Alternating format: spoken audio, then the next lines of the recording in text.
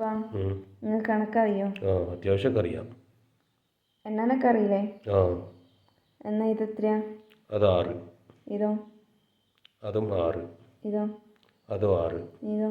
അതും 6. ഇതെത്രയാ? 4. എല്ലാം കണക്കല്ലേ? ഓക്കെ. പിന്നെ ഇതെത്രയാ? അത് 6. ഇതോ? അതും 6. ഇതോ? അതും 6. ഇതോ? അതും 6. ഇതെത്രയാ? 6. ഇതോ? അതും 6.